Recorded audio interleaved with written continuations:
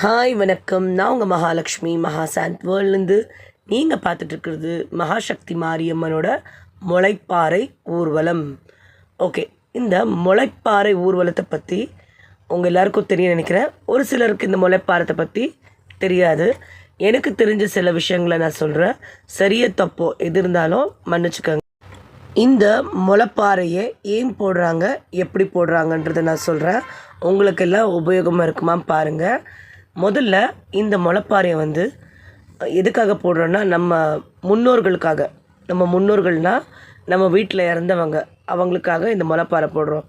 என்னங்க முளைப்பாறை முன்னோர்களுக்காகன்றீங்க, அப்போ ஏன் கோயிலில் போடுறீங்க அப்படின்னு கேட்கலாம். அந்த முன்னோர்களே நம்மளோட குலதெய்வம். அதாவது நாளடைவில் அவங்க நம்ம குலதெய்வமாக நம்ம வணங்கப்படுறது, அவங்க நம்மளை வழி நடத்திட்டு போவாங்க. அதனால தான் இந்த முளைப்பாறையை போடுறது. இந்த மகாசக்தி மாரியம்மன் ஆலயத்தில் முளைப்பாறை போடுற அன்றைக்கி கோயிலில் அம்மனுக்கு காய்கறி அலங்காரம் பண்ணுவாங்க. இது ரெண்டுமே நம்ம பெரியோர்களுக்கும் இயற்கைக்கும் சம்மந்தப்பட்டது. இது ரெண்டுமே நம்ம பண்ணுறதுனால வீடும் நாடும் சுபிட்சமாக இருக்கும்ன்றது ஐதீகம்.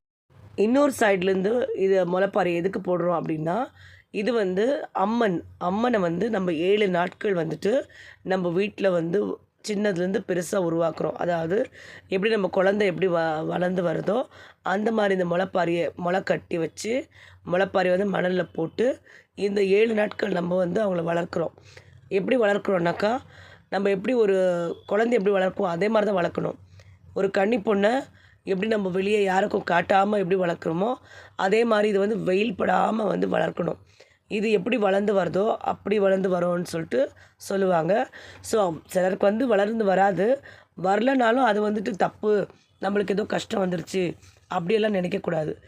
நம்மளுக்கு எது என்ன சொல்கிறது, முன்கூட்டியே தெரிய வர்றது, நல்லது கெட்டது முன்கூட்டியே தெரிய வர்றதுக்காக இந்த முளைப்பாறையை போடுறோம்.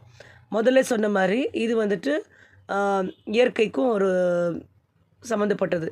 எப்படின்னா, முதல்லலாம் விவசாயத்துக்காக முளையை என்ன சொல்கிறது, முளை கட்டி வச்சு அது விதை போட்டு பார்ப்பாங்க. அந்த விதை நல்லா இருக்கா நல்லா இல்லையா அப்படின்றது அதில் தெரிய வரும். அதனால் அதுக்கும் பயன்படுத்துவாங்க. சுவாமி ரீதியாக பார்த்தோம்னா நம்ம முன்னோர்களுக்கும் அம்மனுக்கும் இந்த முளைப்பாறையை உபயோகப்படுத்துவாங்க. நான் சொன்ன இந்த விஷயங்கள்லாம் சரியா தப்பான்றது எனக்கு தெரியல. எனக்கு தெரிஞ்சதை நான் உங்களுக்கு சொல்லியிருக்கிறேன். உங்களுக்கு பிடிச்சிருந்தா லைக் பண்ணுங்கள், ஷேர் பண்ணுங்கள். அம்மனுக்கிட்ட முளைப்பாறை போட்டவங்க போடாதவங்க எல்லார் வீடும் எல்லார் குடும்பமும் சுபிக்ஷமாக இருக்கணும்னு வேண்டிக்கிறேன். நன்றி, வணக்கம்.